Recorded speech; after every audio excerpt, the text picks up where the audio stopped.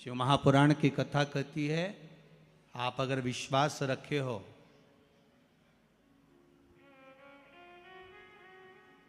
सफेद आंकड़े की जड़,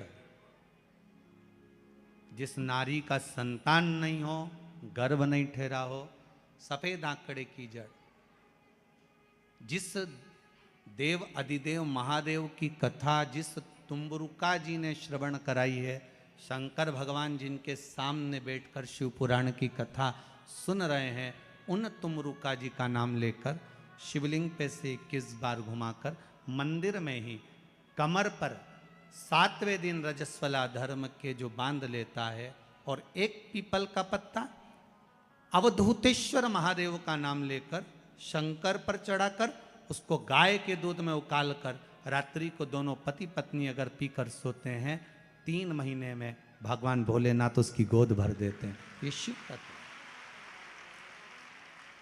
शंकर देता जरूर है।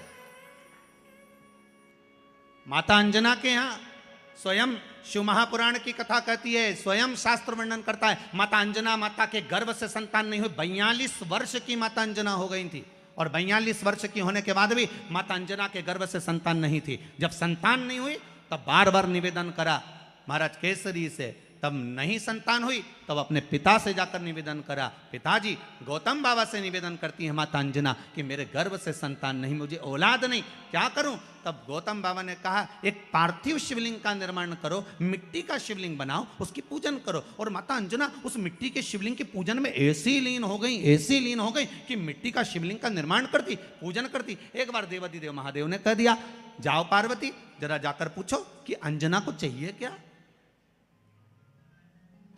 अंजना माता को चाहिए क्या।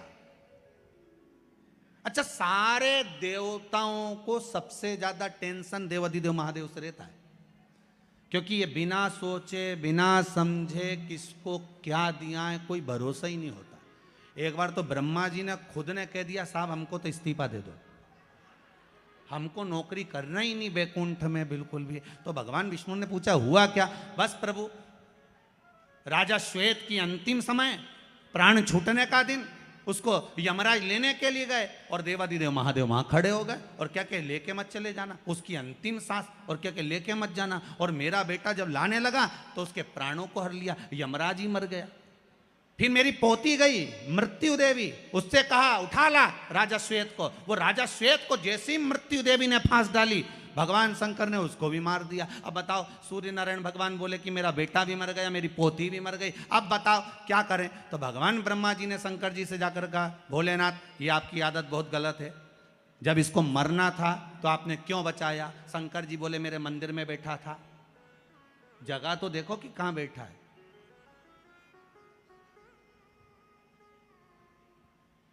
ब्रह्मा जी ने भगवान विष्णु से कहा हमको ये काम नहीं करना, आप तो हमारा इस्तीफा स्वीकार करो।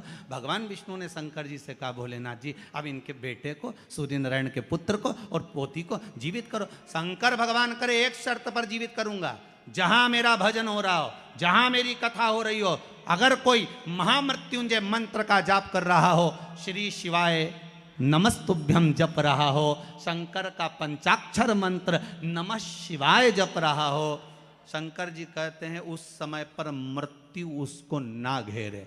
तो इतने में सूर्य नारायण भगवान कहते हैं शपथ लेता हूँ, संकल्प लेता हूँ, जहाँ आपका नाम होगा, अगर पृथ्वी पर कोई मरने का भी समय आ गया तो पहले आपसे पूछा जाएगा